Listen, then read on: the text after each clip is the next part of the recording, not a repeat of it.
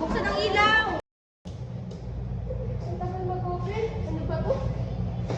Oo!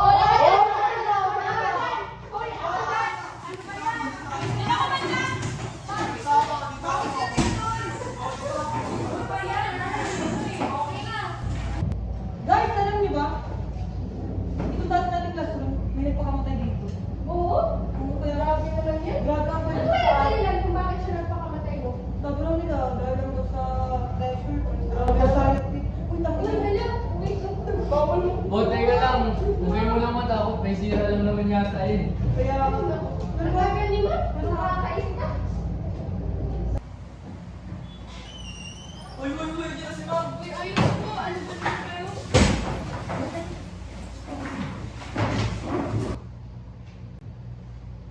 Okay, class, alam ko nakakatakot dito, pero gusto ko kayo makasama mag-planning.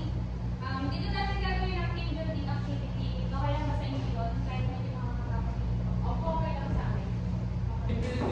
Haunted room. Ma'am, gusto ko ba po mabuhay? Ma'am, pwede ko bang samahan na lang kayo mag-bonding? Ang cheap kasi dito eh. Ako, parang ayaw ko dito.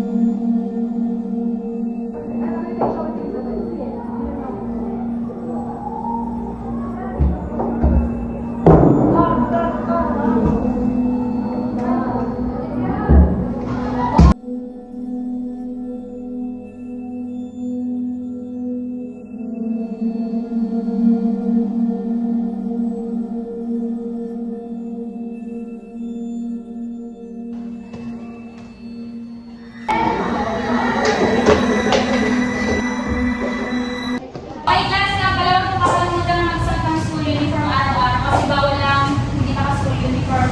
At saka, mga activity pala natin ay isa labas tayo ng school at kailangan natin ng mga gift natin kasi baka gabihin tayo doon. Wala tayong gawin cash na. At saka yung mga plant bills ng surprise. ulit kayo. May multo, kita ko siya. Talaga? Sabihin mo na. Okay, class, ano na kayo kumain? Sige, bye-bye.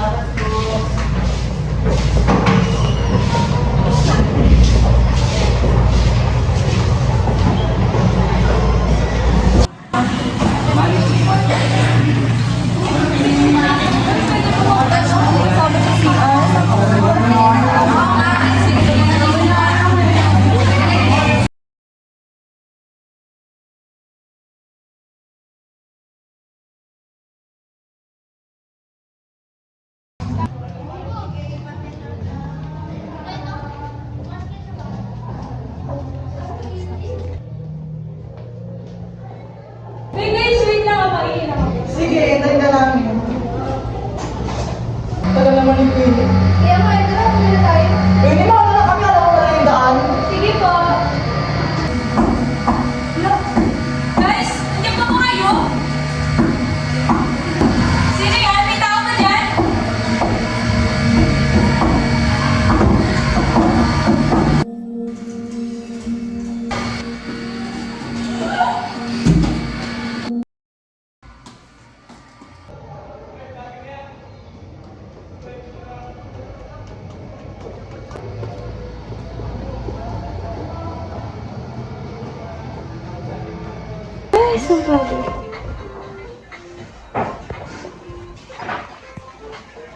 Dito na ako, Nay.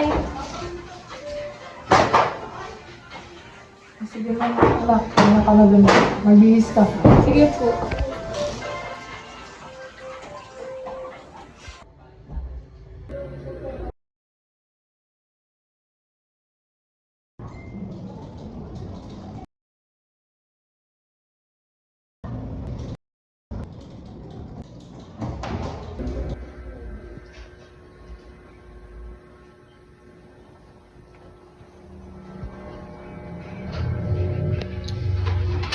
Nahihilo ka ba? May anemic ka ba? Ito na ang para sa iyo, ang RX Fuller Acid. Ito ang kailangan mong inumin para maging ligtas at para sa iyong sakit na anemic. Kailangan mo Hoy! ipabilis sa... Anong ginawa mo sa kwarto ng anak ko? Wait lang, kailangan mo itong ipabilis. Sige, Kailangan mo itong bilhin sa Malalaki kanya mong na. tao.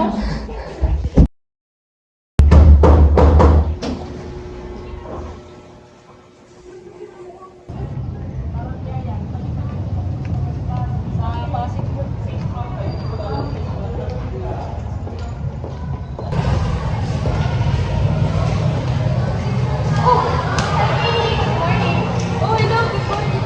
Nga pala, ito ang mga gusto sa'yo. Oo naman, walang problema. Kasi kahapon, pakita sa akin yung tapos, nakita ko sa panaginip ko. Hala, bakit kaya no? Sa dami-dami ng simulan na dito. Sa'yo pa siya nagpakilat na naramdam. Baka may gusto siyang ipakita. Iwan ko nga eh. Natapos na nga ako.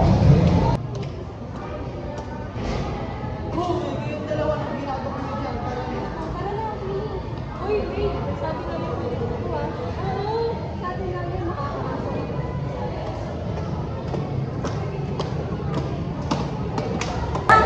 Balik ko sa kanila.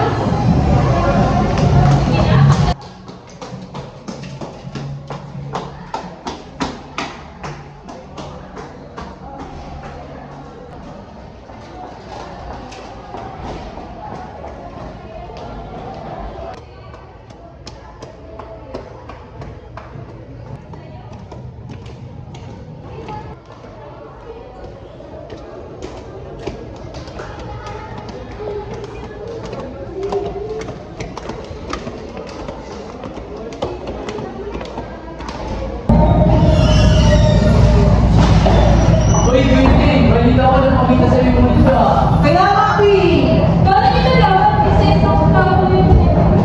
Kaya, Shi! Ha? Bakit ako? Sus, talaga ka kasi naman talaga yung mga kaya ako. Kaya ikaw ah, mismo ka talaga. Ang mga bata to, kahit ito sa labas, may nagmarinig ang mga boses. Ano ba yan?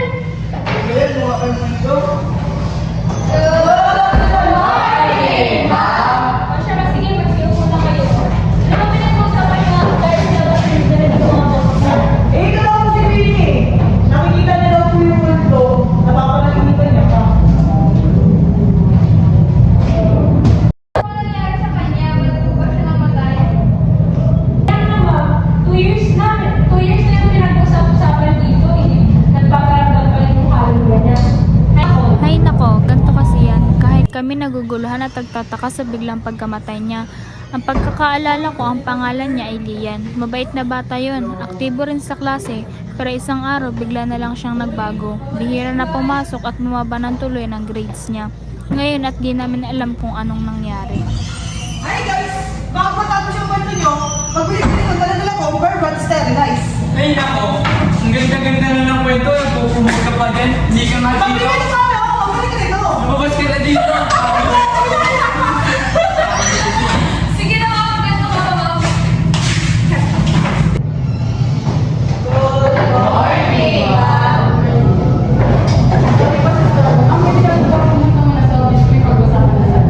Sige po, susunod pa. Okay, class na. Asik-asik na ako. Pagpunta lang ng office. Iwan ako ng mga gawain. Tapos, iwan yung mga table ko ng mga ano ba yun?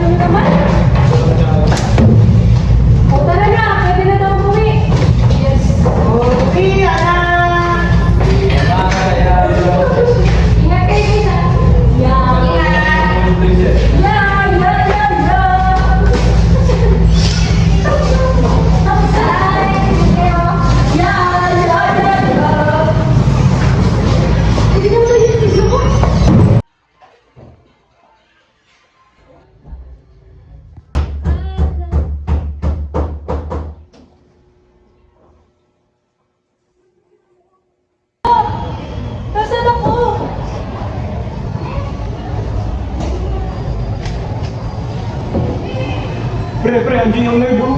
Tara nga. Tama na, Chris! Hindi na nila ako! Tama na!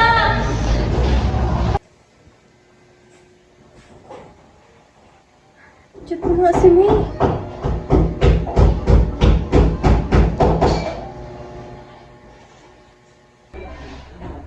Ay, oh, nag-chat si May na kaya. Ha? Grabe naman ito, pati sa panaginip. Ay, naku, kailangan ito mapuntahan na bulas.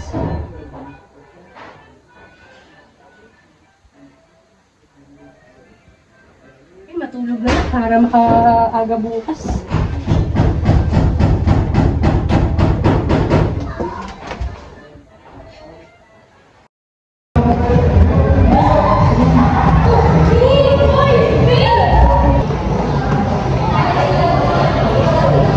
Papunta pa tayo sa mama ni Ian para malaman na natin, para matalinig na siya. Oo, para malaman na natin bakit pa tayo.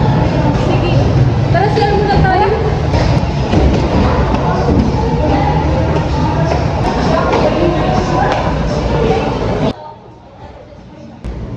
Ang init. O sige, umihi ka na. Okay na yung bago, umihi ka na. Wala tayong papasok na natin.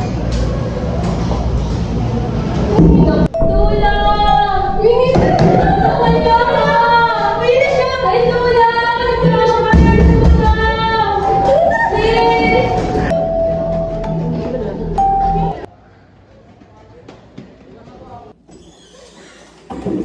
Bakit? Bakit ang dami multo sa CR? Alam niyo ba, ilang araw na sa kanya nagpapakita sa panaginip niya yung multo? Ano kaya sa panaginip? Gusto niya pupunta kami sa bahay nila para may gulong sulat.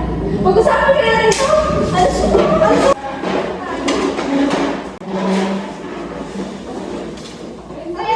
Ito ang plano natin na kami na lang ang pagkaligin niya mag-aalap ng bahay nila Ian para matapos na ito. May sinasabi kasi siyang sulat, hindi ko naman Wait lang, kung pili mo lang kayo sito. Ito ang apple flavor, masarap at malinis. Sito! Yun na, Yun. Nag-iilan ka na ba? Nag-iilan ka na? Nag-iilan ka na? Nalibad yung tao eh. Sige na, nagalitan na kami. Pagkatapos ng klase sa kanan na tara mag-verse tayo, makapalalig ka naman. Punta na tayo.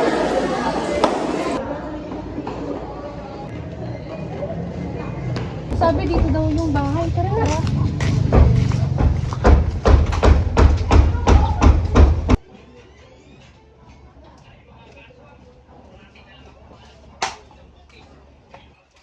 Ay, hello po. Tao po. Aling Marites. Hello, magandang umaga kayo. Kayo po ba yung mama ni Ian? Yung sinabi namatay 2 years ago? Yes, ako yun. Bakit? Pwede po makausap kayo.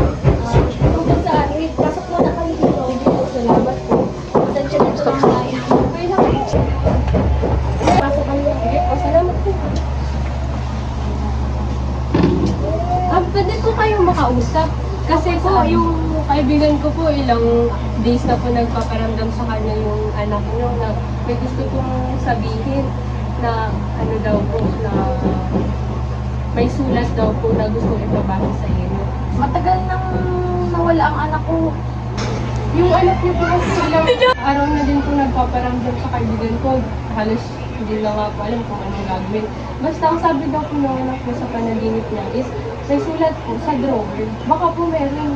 Ay, matagal na kasi namatay yung anak ko. Siguro hindi pa din siya matigil dahil hindi pa nakuha yung hostation niya. Pero tignan natin kung meron sulat sa drawer niya. Sige po. Wait lang.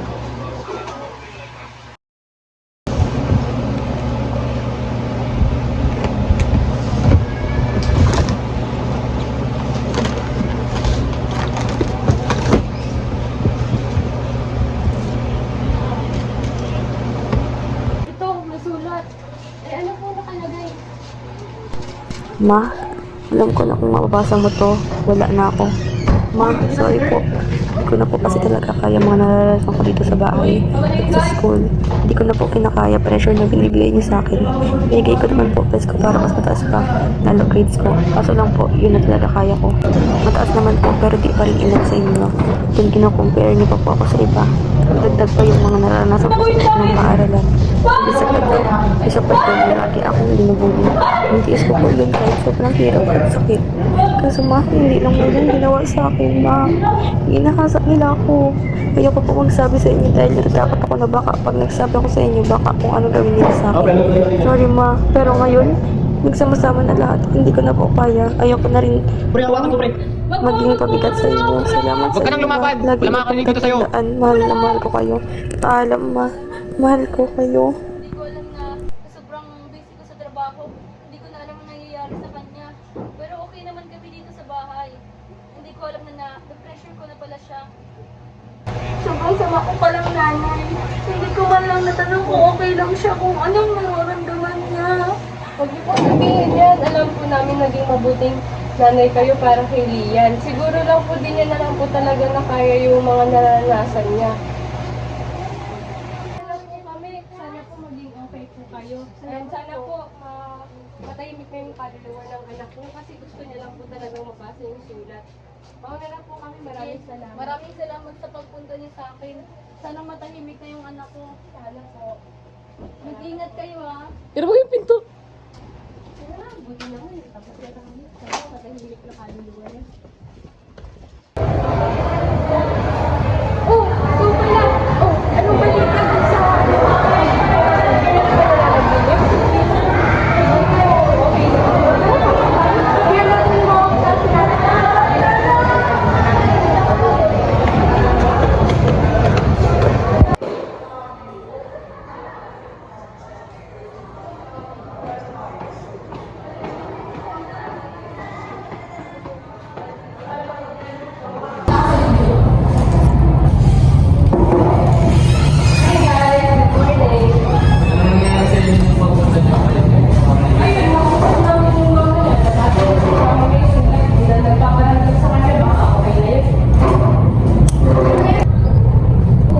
Salamat sa inyo. Paalam.